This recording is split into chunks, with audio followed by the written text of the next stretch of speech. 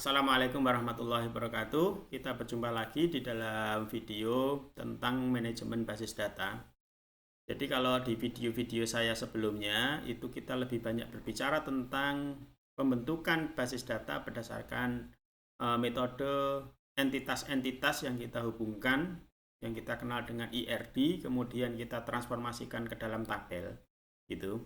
Maka pada kesempatan video kali ini saya akan berbicara tentang normalisasi gitu. Kenapa saya perlu untuk berbicara tentang normalisasi? Itu begini. Jadi terkadang kita itu dihadapkan pada suatu kasus bahwasanya untuk membentuk sebuah database itu perusahaan itu sebenarnya sudah punya catatan bisnis ya. Entah itu baik faktur tagihan ataupun mungkin data penjualan yang mereka itu sudah dicatat di dalam suatu catatan-catatan atau sudah di print. Tuh.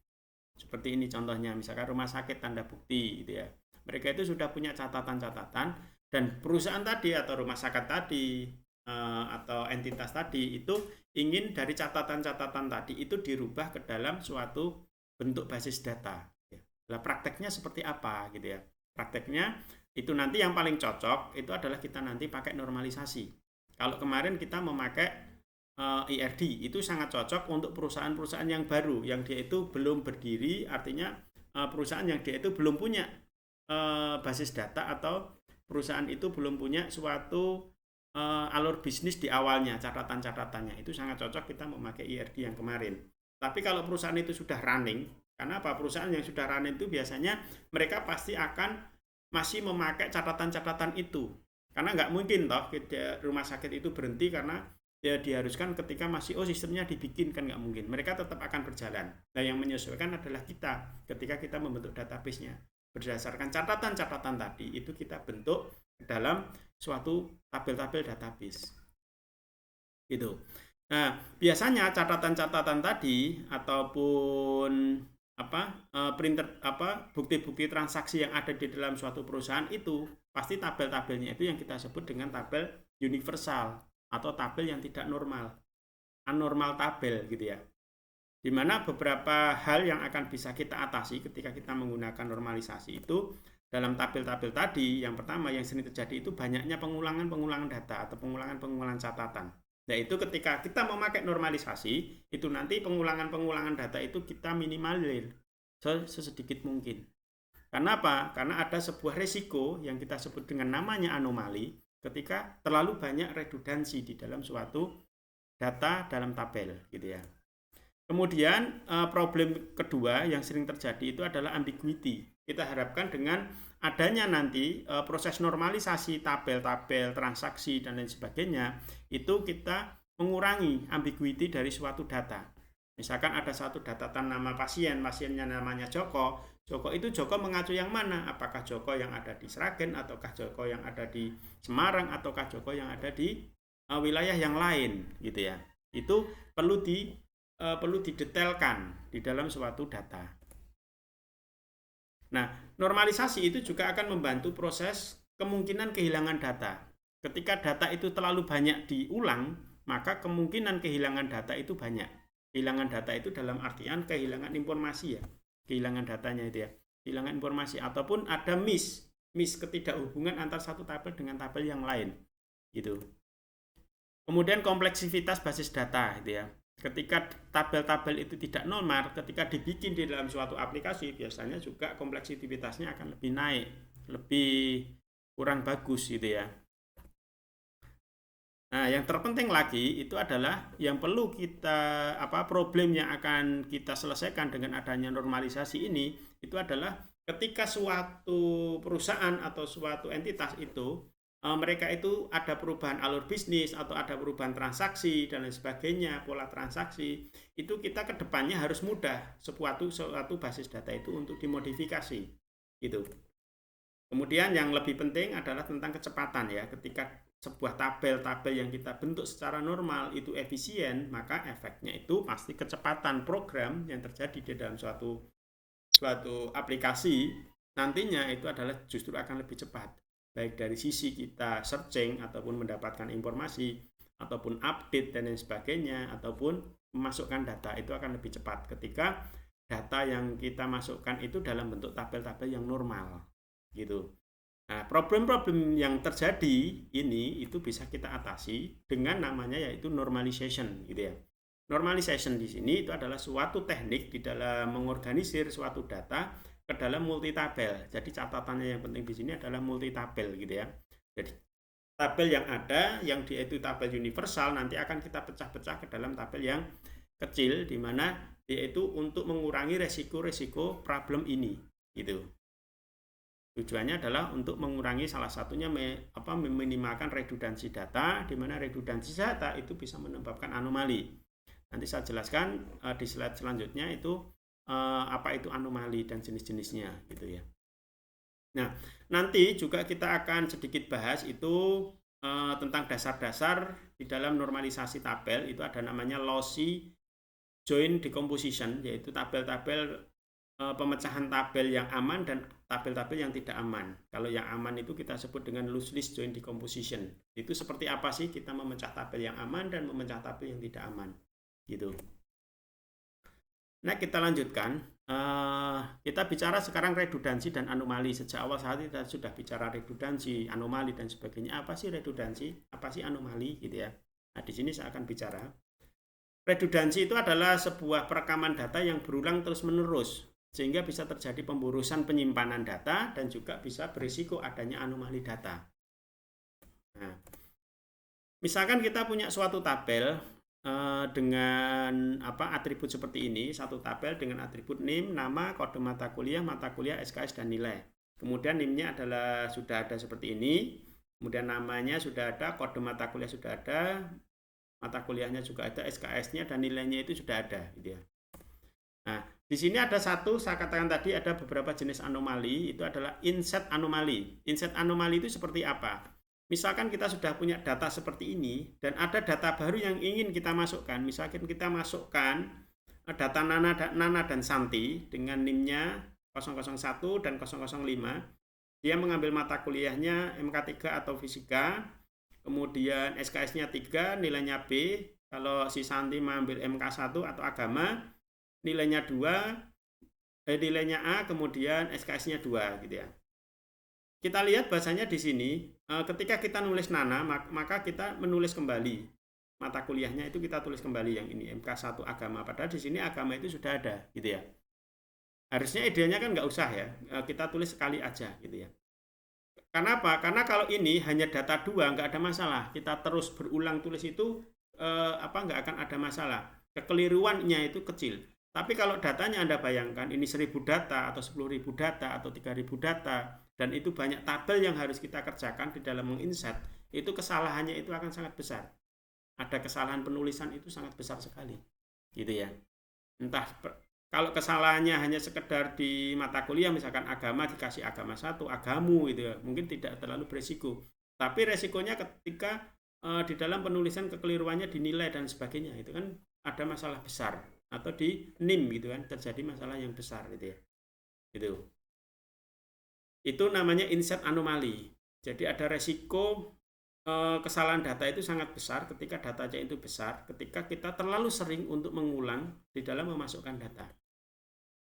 Begitu juga yang terjadi yang kita sebut sebagai adanya update anomali. Misalkan gini, misalkan kita ternyata si Santi ini namanya keliru, yang benar adalah Santika gitu ya. Nah, ketika ada kekeliruan satu nama di sini ternyata kita rubah sih yang kita cari ya, namanya Santi siapa aja gitu ya. Santika gitu ya. Santika kita rubah gitu ya. Kita rubah lagi seperti ini. Kita cari.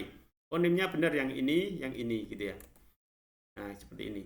Tapi apa? Ini ada resiko. Ternyata ada nama Santi yang lain, ternyata NIM-nya beda ikut kita rubah. Itu kan ada risiko besar di sana kan. Jadi semua nama misalkan kita mau pakai kan ada Pak fasilitas itu langsung kita replace semua gitu ya. Tapi kan ada resiko juga, NIM-nya itu berbeda.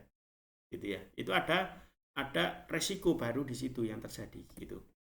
Kemudian yang ketiga itu adalah tentang delete anomali. Begitu juga ketika kita mendelete sebuah data. Misalkan Nana ini ternyata dia keliru datanya. Sebenarnya Nana nggak masuk di sini gitu ya. Dia nggak ngambil, kita rubah, kita hapus. Nana ini ternyata nggak mahasiswa di sini atau di keliru jurusan dan sebagainya, keliru, harusnya datanya nggak di situ gitu ya. Kita rubah. maka kita akan merubah juga nggak rubah satu, tapi kita rubah semua.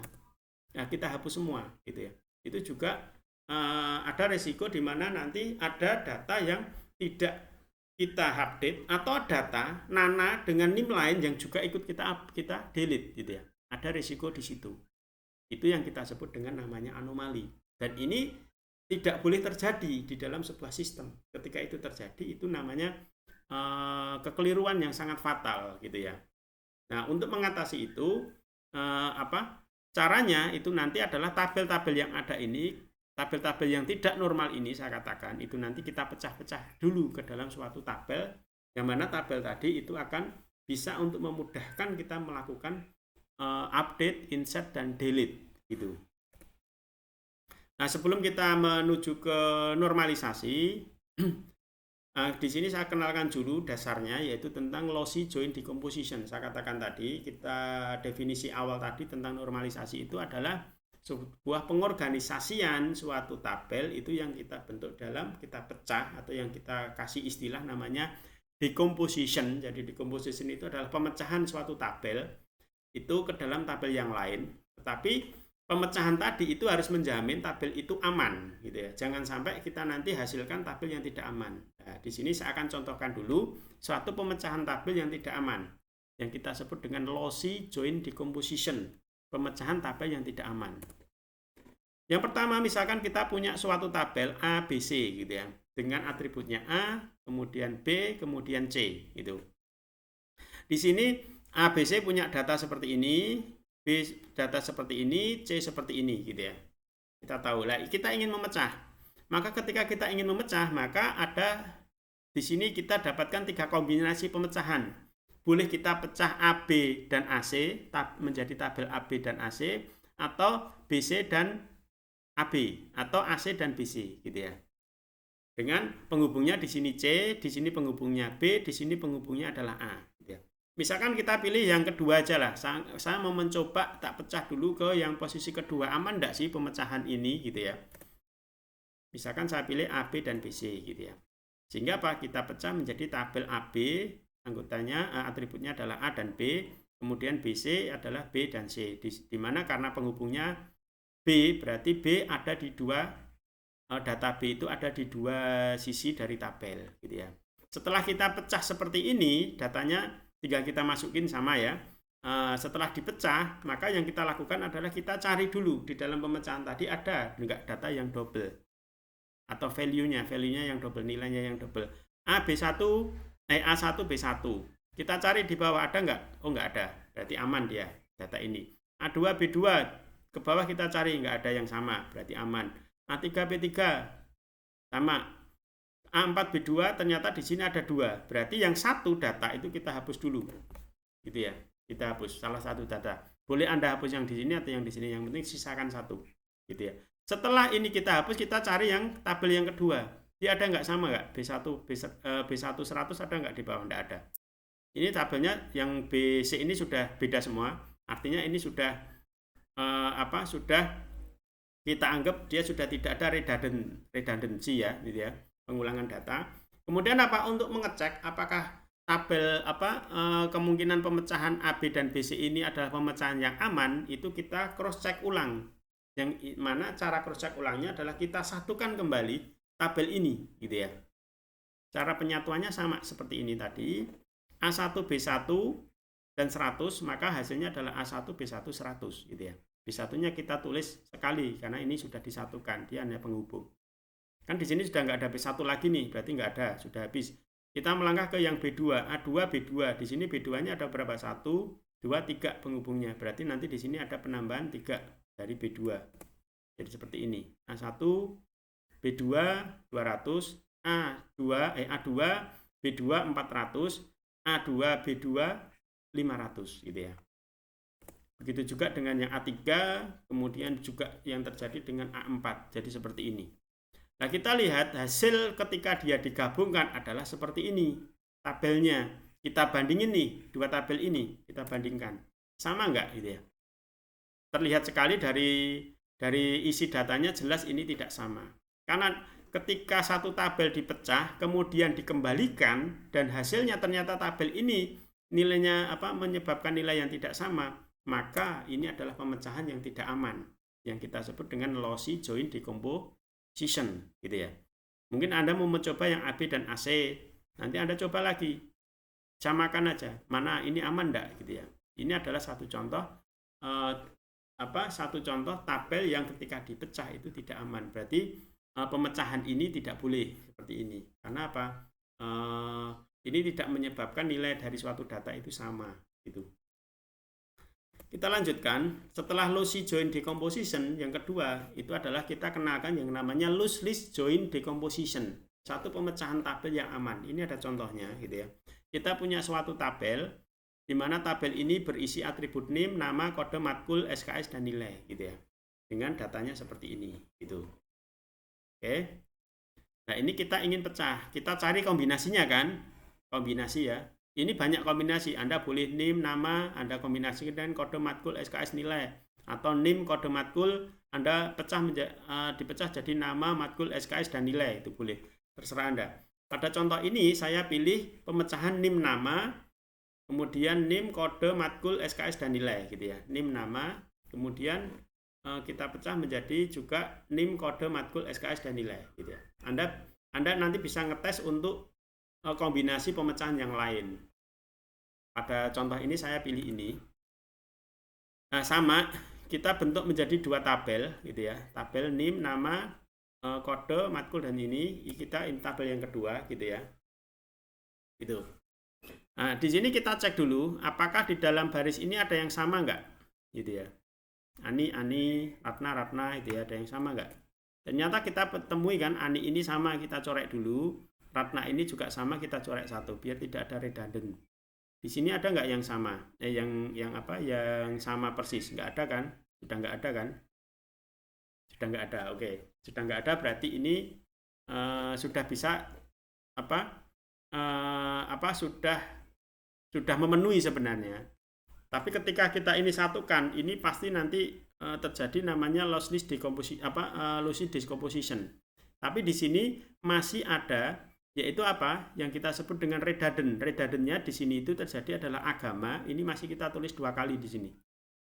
Seperti itu ya. Bahasa ini juga masih kita tulis 2 kali. Ini masih ada redundant di dalam penulisan. Maka ini perlu kita pecah lagi. Boleh kita pecah lagi. Kita pecah lagi menjadi name, kode, nilai misalkan. Kita pilih name, kode, nilai, gitu ya. Dan kita sebagai penghubungnya itu adalah kode. Berarti kode di sini ada 2, kode, matkul, SKS, gitu ya. Kita pilih. Anda pilih coba nanti pemecahan yang lain. Karena ini saya ingin memberikan sebuah contoh pemecahan yang aman, gitu ya. Jadi setelah kita pecah, kita cek di sini masih ada redundant, gitu ya. Redundant lagi, itu bisa kita pecah lagi, gitu ya. Kita pecah lagi. Ini kan nggak bisa dihapus ini, yang sini. Karena apa? Nggak bisa dihapus karena datanya nggak persis sama. Tetapi di sini masih ada redundant. Yang boleh dihapus kan kalau memang sama persis kayak gini ya. Ini satu Ani, dan ini kan sama persis ini. Ini baru dihapus. Kalau di sini kan nggak sama persis ini. Makanya nggak boleh dihapus. Tetapi dia masih perlu dipecah. Karena apa? Karena masih terjadi redundant. Redundant secara penulisan itu tidak dihapus, tetapi dipecah lagi. Kita pecah lagi. Nah, kita dapatkan 2 tabel ini. Yang ini kita pecah menjadi 2 tabel ini, seperti ini. Baru di pemecahan ini kita cek lagi, ada nggak yang sama? 1 AA, di bawah ada nggak? Nggak ada ternyata. 1 BB sudah nggak ada, 2 AB juga nggak ada, 2 BB juga nggak sama, 3 AC juga nggak sama. Ini nggak. Ada nggak yang sama di sini? Ternyata masih ada di sini. A, agama 2. B, bahasa 4. A, agama 2. Ini kan diulang berkali-kali ya. Kita hapus makanya. Karena ini sama persis. Dalam satu baris. Kita hapus gitu ya.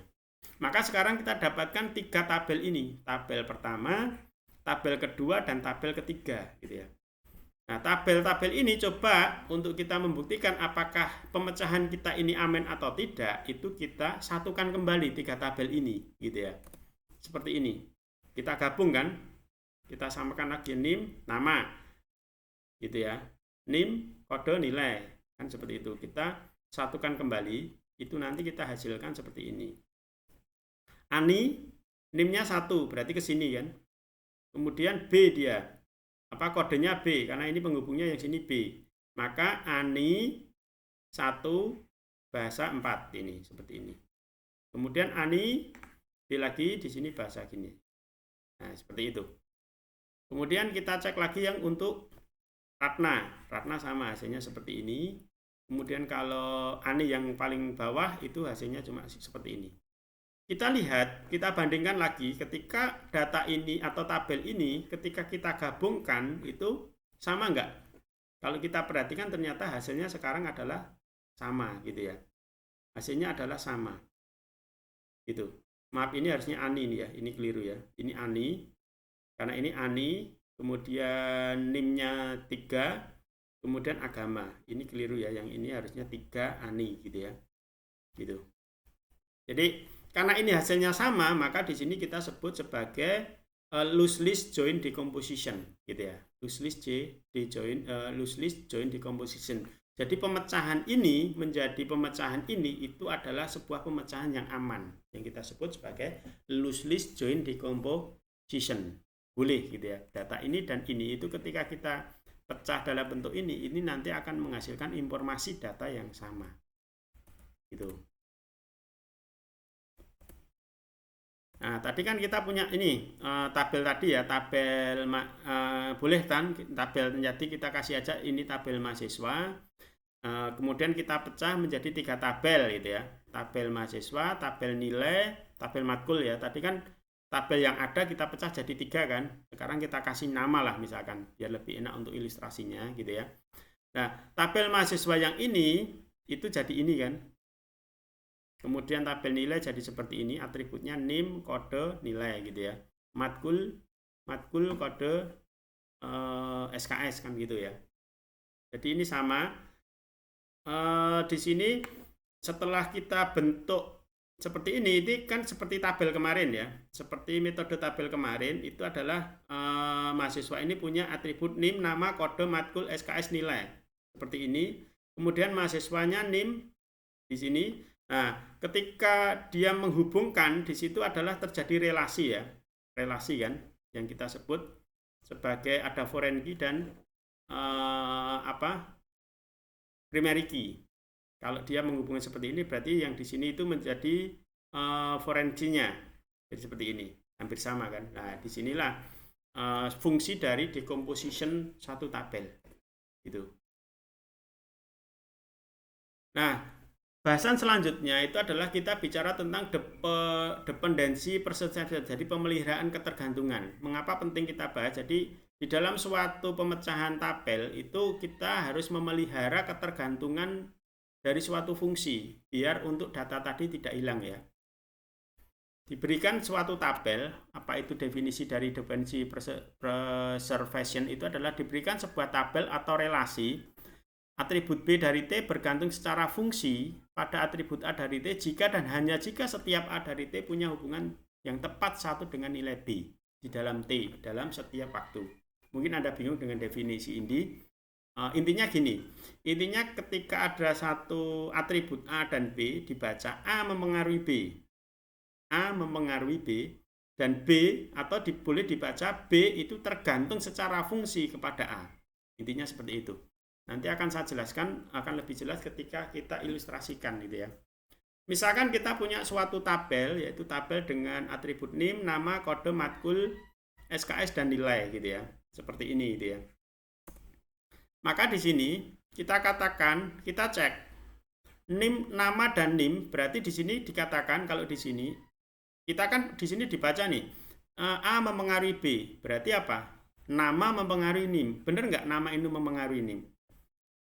Jadi kalau namanya Ani, nilainya itu NIM-nya pasti 1, gitu ya. Namanya Ani, nilainya pasti 1. Namanya Ani ternyata nilainya 3, berarti dia nama ini tidak bisa mempengaruhi NIM. Gitu, berarti dia tidak bisa mempengaruhi. Artinya apa? NIM ini tidak bergantung kepada nama. Gitu. Tapi kalau ini kita rubah, kita balik, NIM mempengaruhi nama. Benar nggak NIM mempengaruhi nama gitu ya. Di sini NIM-nya 1 pasti Ani. NIM-nya 1 pasti Ani. Gitu. Karena ini NIM-nya 3, Ani ya enggak apa-apa. Tapi yang penting ketika ada 1 ternyata enggak Ani, berarti dia gagal, gitu ya. Kalau 2 Ratna, 2 pasti Ratna gitu ya. Nah, kalau seperti ini berarti dia memenuhi. Berarti apa? Nama ini tergantung kepada NIM. Nama ini tergantung NIM. Ketika namanya berubah, NIM-nya pasti juga berubah gitu ya. Atau NIM ketika NIM-nya berubah, namanya juga berubah. Gitu. Itu namanya berarti ini nama ini tergantung kepada NIM. Berarti ini benar ketergantungannya. Kemudian kita cek untuk kode dan matkul. Matkul ini dipengaruhi oleh kode atau kode ini memengaruhi matkul. Ketika ada kode, mata kuliahnya pasti berbeda. Ketika kodenya A, itu pasti agama. Di bawah ada nggak? A tapi matkulnya berbeda. Nggak ada kan? Berarti di sini benar dikatakan bahasanya matkul itu adalah dia dipengaruhi oleh kode atau kode ini memengaruhi matkul. Berbeda ketika kita balik. Matkul ini mata kuliah ini itu matkul ini memengaruhi kode gitu ya. Kalau di kasus ini memang masih sama ya, tapi nanti kita akan menemukan kasus yang berbeda gitu ya. Jadi matkul itu tidak memengaruhi kode gitu. Nah, ini kita cek lagi, cek semuanya, nanti kita tandai mana yang dia itu ketergantungannya itu adalah valid gitu ya. Nah, ini nggak valid, kemudian nah, misalkan ini kode dan SKS gitu ya. Kode dan SKS ini benar nggak? Kode dan SKS. Kode dan SKS ini benar nggak? Kode ini memengaruhi SKS. Ketika kodenya A, SKS-nya pasti 2. Kan benar ya? Oke, seperti itu. Nah, di dalam suatu ketergantungan ini, dalam fungsi ketergantungan ini, ketergantungan itu tidak harus satu nilai, boleh 2 nilai. Kayak ini, NIM dan nama. NIM dan nama dia memengaruhi nilai gitu ya, atau nilai memengaruhi dana. Ini kita cek gitu ya, kita cek ya. Misalkan ini NIM kode nilai, NIM kode nilai di sini kan ada A nih, Ani A atau Ratna B, atau juga di sini ada mungkin Ani itu B.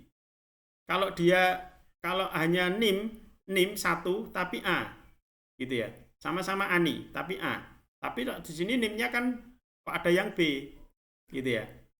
Berarti apa? Yang memengaruhi nilai ini ternyata tidak hanya NIM, tapi yang memengaruhi nilai adalah juga kode. Artinya kalau NIM-nya 1, kodenya A, nilainya pasti A.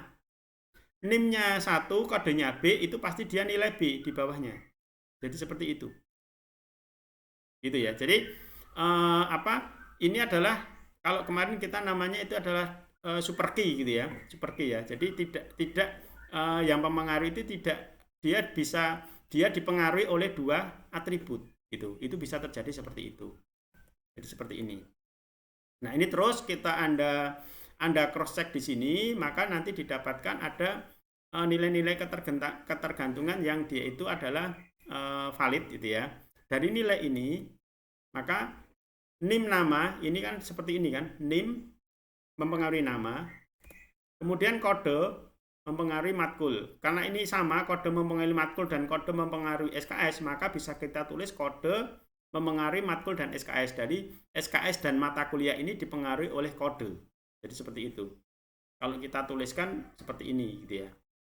Kemudian di sini NIM kode nilai. Kalau NIM kode nilai mempengaruhi nilai, jadi seperti ini tabelnya. Sama kan hasilnya dengan yang pertama tadi. Ini namanya dependency percentage. Jadi pemeliharaan ketergantungan ini penting untuk kita pastikan itu adalah apa? Untuk menjamin bahasanya pemecahan tabel kita itu adalah aman. Kalau sebuah tabel itu dipecah, tapi keterpeliharaan ketergantungannya itu dijaga, maka sudah dipastikan bahasanya tabel yang Anda pecah tadi adalah sebuah tabel yang aman.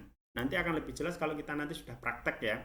Sudah praktek untuk di video yang selanjutnya, sudah praktek normalisasi, Anda akan paham ini.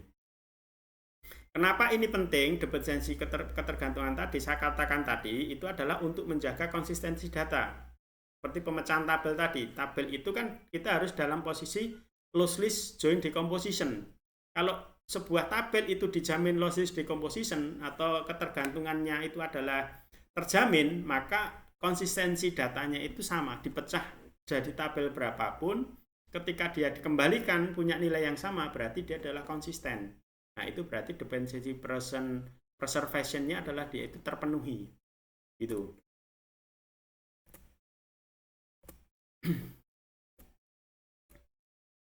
Nah, ini ya. Jadi contohnya gini. Jadi mengapa pemecahan tabel itu penting? Itu gini. Pemecahan tabel yang sudah kita lakukan dengan adanya menjamin ketergantungan nilai itu lebih enaknya seperti ini. Kita contohkan. Misalkan mahasiswa, tabel mahasiswa ini mau kita tambahkan. Ada mahasiswa baru namanya Dina dengan NIM-nya 4, kemudian kodenya A, mata kuliahnya agama dan SKS-nya 2 dan nilainya C. Nah, ketika ada yang baru gini, kita kan nggak usah nulis lagi nih 2 kali agama kan. Ini kan ditulis lagi nih. Nah, cukup kan kita menuliskan aja namanya 4 Dina kita tulis, nilainya kita tuliskan 4AC. Kodenya A. Kode A kita kan di sini agama sudah ada, kita nggak perlu tulis lagi. Ini udah cukup ini. Ini kalau nanti Anda kombinasikan data ini nanti pasti sama hasilnya seperti ini, gitu ya. Begitu juga ketika di sini ternyata ada tambahan mata kuliah. Kalau ada tambahan mata kuliah, kita cukup menambahkan di sini di data mata kuliah. Misalkan ada kode C dengan mata kuliah fisika, SKS-nya 3, kita tambahkan di sini. Beda kasusnya kalau Anda menambahkannya di sini menjadi kosong kan? Karena apa? Di sini ada mata kuliah, tapi belum ada yang mengambil misalkan. Nah, ini kan malah menjadi ini menjadi tabelnya itu menjadi tidak normal gitu ya. Datanya ada yang data yang kosong gitu. Itu kelemahannya kalau tabel universal. Tapi kalau tabelnya itu sudah dalam bentuk normal, itu seperti ini. Kita menambahkan itu jadi enak. Gitu. Nah, yang terakhir itu kita sedikit saya kenalkan itu ada beberapa jenis-jenis dependensi ya. Jenis-jenis ketergantungan. Yang pertama itu adalah ketergantungan fungsional. Contohnya seperti ini. Misalkan ini ada kode barang, nama barang, harga jual, kode pemasok, nama pemasok, dan jatuh tempo gitu ya. Ada tabel seperti ini. Tadi kan kita bicara tentang ketergantungan ya. Misalkan di sini ketergantungan fungsional itu contohnya di sini adalah kode barang dan nama barang. Ketik kode ini sama seperti yang saya jelaskan sebelumnya. Jadi ketika kode barang dan nama barang berarti nama barang ini dipengaruhi oleh kode barang. Ketika kode barangnya berubah, nama barangnya pasti berubah gitu ya. Misalkan di sini B1, maka di sini nama barangnya pasti evergreen gitu. Tidak berlaku sebaliknya gitu ya. Jadi kode barang ini dia itu adalah mempengaruhi nama barang atau nama barang tergantung kepada kode barang. Gitu. Nah, di sini ada kode seperti yang saya katakan tadi, di sini boleh juga 2. Seperti ini, jatuh tempo. Jatuh tempo ini kan kode barang dan pemasok ya. Jatuh tempo misalkan tanggal berapa? Tanggal 10 ini ya. 10 ini kan ada data ini ya, jatuh tempo gitu ya. Jatuh tempo B1 10. Tapi kok B2, B3 ada juga yang 10 gitu ya. Berarti kode barang dan kode pemasok ini mempengaruhi jatuh tempo. Jadi seperti itu, kombinasi 2 ini mempengaruhi nilai jatuh tempo. Berarti jatuh tempo ini dipengaruhi oleh 2 kode barang dan kode pemasok.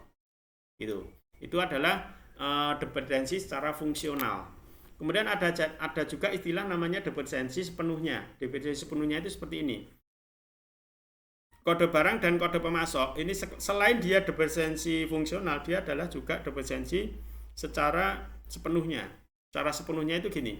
Jatuh tempo ini dipengaruhi oleh 2 kan, kode barang dan kode pemasok, tetapi jatuh tempo ini tidak dipengaruhi kalau dia itu satu persatu dari anggotanya. Dia tidak dipengaruhi oleh hanya sekedar kode barang atau dia juga tidak dipengaruhi oleh kode pemasok. Jatuh tempo tanggal ini kan B1 nih. B1 kalau jatuh tempo ini dipengaruhi oleh kode barang saja, berarti dia itu akan pasti B1 ini semuanya itu pasti nilainya ini kan, gitu ya. Ternyata di sini ada B1 yang dia itu nilainya tanggal 15. Berarti apa? Berarti kan jatuh tempo ini tidak dipengaruhi oleh kode barang. Karena ada nilai B1 lain yang nilainya itu berbeda. Atau apakah jatuh tempo ini dipengaruhi oleh kode pemasok? Tidak kan? Karena apa? Di sini kita lihat ada kode pemasok yang lain juga. Ini kode pemasok P1 kalau dia dipengaruhi kalau dia mempengaruhi jatuh tempo. Kalau P11 berarti di sini harusnya kan 10 bulan 10 gitu ya. Ternyata di sini ada nilai P11 yang jatuh temponya tanggal 20. Berarti jatuh tempo ini tidak juga dipengaruhi oleh kode pemasok. Tapi ketika kita kombinasikan antara kode barang dan nama kode pemasok, ini jatuh temponya dia menjadi unik. Nah, di sini kita sebut sebagai divergensi sepenuhnya. Dia tergantung kepada dua atribut, tetapi dia tidak tergantung kepada salah satu atribut dari dua atribut tadi. Itu ya. Itu adalah divergensi sepenuhnya. Ada juga namanya divergensi total. Divergensi total itu seperti ini, kode pemasok dan nama pemasok. Jadi ini berlaku. Kalau ini dibalik itu tetap dia itu dependensi, gitu ya, ketergantungan. Baik Anda rubah kode pemasok dan nama pemasok, itu pasti dia itu punya satu pasangan yang hanya ada satu pasangan, gitu ya. P1 itu pasti sumber makmur, P3 ini. Aneka pun sama, aneka roda itu pasti P33, gitu ya. Ini namanya divergensi total, gitu. Kemudian yang keempat itu adalah divergensi transitif, gitu ya. Divergensi transitif seperti ini. Kode barang dan kode pemasok ini kan mempengaruhi nama pemasok kan. Kalau kode barangnya X, kemudian kode pemasoknya B, gitu ya. Nama pemasoknya pasti ini, gitu ya. Kalau kode barangnya ini, kode pemasoknya ini, itu pasti B, pasti sumber makmur misalkan. Karena biasanya satu supplier itu dia pegang satu produk misalkan ya, ada kesepakatan ya, ada seperti itu ya. Nah, di sini kode barang dan kode pemasok itu mempengaruhi nama pemasok kan. Tapi nama pemasok ini memang tidak dipengaruhi oleh kode barang, tetapi nama pemasok ini dipengaruhi oleh kode pemasok. Tiap kode pemasok pasti dia dipengaruhi sama nama pemasok pasti dipengaruhi kode pemasok. Ini yang disebut sebagai divergensi transitif. Kalau ini nggak dipengaruhi keduanya kan tadi disebut sebagai divergensi sepenuhnya. Tapi kalau dipengaruhi salah satu dari kombinasi ketergantungannya, ini dia disebut sebagai divergensi transitif. Gitu ya. Ini hanya definisi-definisi saja, nanti akan fungsinya seperti apa. Itu kita lanjutkan nanti di video kedua tentang normalisasi. Kita akan lebih banyak memberikan contoh sehingga akan lebih Anda paham bagaimana membuat sebuah tabel yang aman dan bagaimana kita mentransformasikan dari catatan-catatan dari nota ataupun dari bukti-bukti transaksi dari sebuah perusahaan itu menjadi bentuk tabel. Mungkin itu saja pada kesempatan kali ini. Semoga saja ini membantu kita semuanya. Kita ketemu lagi nanti di video normalisasi kedua. Terima kasih. Assalamualaikum warahmatullahi wabarakatuh.